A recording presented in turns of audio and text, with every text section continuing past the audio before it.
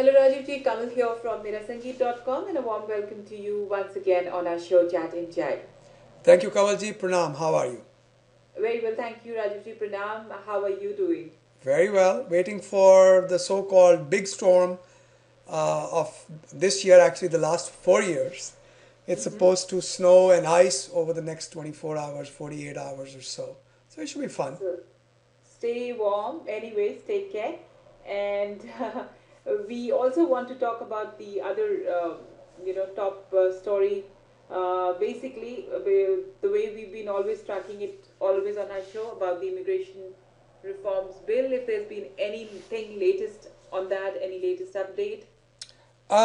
We can deal with this one of the two ways. I can give you a quick update in about 45 seconds about what's going on right now, or I can take a little bit extra time and maybe in 3 or 4 minutes wrap up Sure, where we are and how we got here. sure, Rajiji. What would you prefer? Of course, Rajiji, a lot of our listeners here might want something more extensive. So anything on the All immigration right. reform bill that concerns them. Okay, so let's get started where we were, where we are, and where we're gonna go. Let me give you the Okay. bottom line first for those who Mm-hmm. already know most of the facts. Uh, Things are uncertain whether something is going to happen this year or not. Okay. Okay. Now let's try to understand how we got here and what the history of immigration reform effort between 2013 and 2014 has been. The Okay. Senate, which is the upper house of US Congress, in India you would call it Parliament, in UK you will call it Parliament, Mm-hmm. in India you will call it Raj Sabha, in UK you will call it the House of Lords. So basically, the upper house had passed a comprehensive immigration reform bill, which Mm-hmm. was then forwarded to the lower house, which is the House of Representatives, for their consent or perhaps negotiation. That Okay. bill, the bill that the Senate passed was close to 1,300 pages, and I had Mm-hmm. the great good fortune of reviewing every single word of that bill. Okay. So basically, House did nothing with that bill. They just Mm-hmm. sat on it and they did Mm-hmm. not vote on it. Who decides in the House who votes on the bill? It's a gentleman by the name of John Boehner, who Right. is who is the Speaker of the House, who decides what gets voted upon and what does not get voted upon. Okay, Mm-hmm. Right. so they said in the House, we're not going to take up the Senate bill for vote. Instead, we are going to come up with discrete bills instead of one comprehensive bill that will address various areas of the reform. Mm-hmm. The Senate is controlled by the Democrats and the House is controlled by the Republicans. Okay. Mm-hmm. House has a very small voter constituency as compared to the Senate. Senate has a statewide constituency. So Hispanic vote or foreign born citizens votes matter for them a lot more than they matter for members of the House of Representatives who come from Okay. smaller districts. Okay. Right. Uh, so now the politics is this is midterm election year where the entire House seats are up for re-election and one Mm-hmm. third of the Senate seats are up for re-election. What Boehner did was he came up with a position paper which was only about 1 page long Uh-huh. a couple of weeks ago, that said, okay, these are the principles of reform. We want enforcement of the laws, which according to them, President Obama has not been very tough about. I can tell you this from personal experience, that is incorrect. They wanted Dream Act for young people who have been brought into this country when they were very little, very small. They didn't have any say over where they lived. Those people who have now grown up and want to go to college or are young adults, something Right. should be done about them. Legal immigration reform. So they had some principles. Mm-hmm. But it looks like the Republican Party has been hijacked by a very small minority um, of extremists who are completely anti Obama, anti immigration reform. their excuses, and I can just call it an excuse because there is really very little meat to it. Their excuse is that Obama cannot be trusted to execute the laws the government passes. Well, the reason it's a very poor excuse is one, that's the nature of our democracy. Congress Right. passes laws, president executes them. Okay. Right. Congress can always, but that's the nature of the democracy. That's like an objection against the nature of our democracy. Second issue that I have with this is that they could always put riders in the law that would make it illegal for a president to step aside and pick and choose certain things. It appears to be nothing but an excuse to get away from immigration reform. Now, this is the first time in a couple Right. of decades we have seen such overwhelming support for immigration reform. I was looking at a bipartisan, I have tweeted about this today just a few minutes ago. There was a Yes. bipartisan study done of 1,000 voters, and it looks like overwhelmingly people are in support of immigration law reform. So the last word from Boehner is that as long as this president is in office, we really cannot do much with immigration reform. That's where we Right. stand as of today.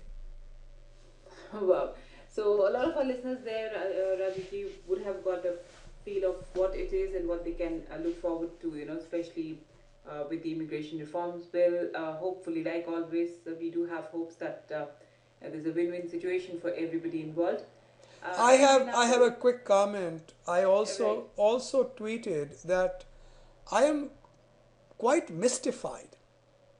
Almost everyone agrees legal reform, legal immigration reform is very important for the United States.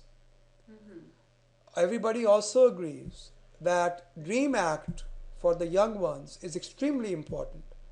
It is a moral imperative. right, If these two are already beyond reproach, why don't we start by passing these two? I don't understand why we are backing off our responsibility altogether, saying, "Oh, we cannot pass Part C and Part D, therefore we'll also not pass A and B." But it's politics as usual. So we'll see how it goes. Still not certain. right. Now, Rajivji, we move on to some queries that have been sent in here by our listeners. Yes, ma'am. The first one here says, I'm planning to apply for H-1 through multiple employers. What are the precautions I need to take? And I have a project end date in the mid of this year. One of my employer will be representing with my current job. Will it be a problem later if the client details does not match?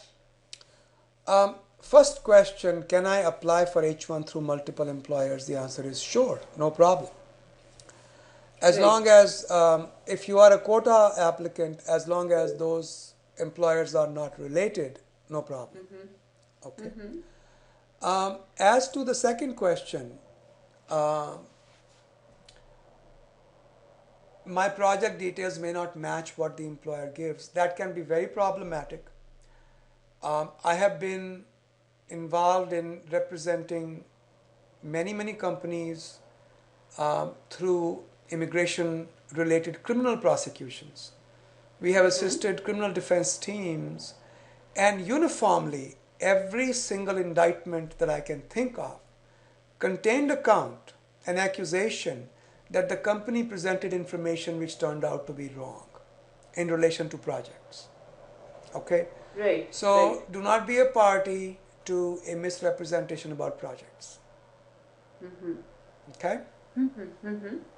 So now, Rajuji, we have another query here from a listener who says, I have a 3 years bachelor's from India and 10 years of experience in the United States. Currently, I have a pending EB-3. I was wondering if I do my MS here, will will I then qualify for EB-2, or would I need to show some more experience from the time I get my MS? There's a short answer and a long answer. The short answer is if the degree that you complete, a master's, is fully accredited in the United States, then you should be okay for an EB-2. But the gray area is, would USCIS accept a 3+2 combo, whereas the usual American combo is 4 plus 2 for a master's. I think if you rely only upon master's degree and not bring out the 3-year bachelor's degree unnecessarily, you should be fine. In my view, if you did a properly accredited educational program, you finished it, got a degree, you should at least have a good shot at EB-2.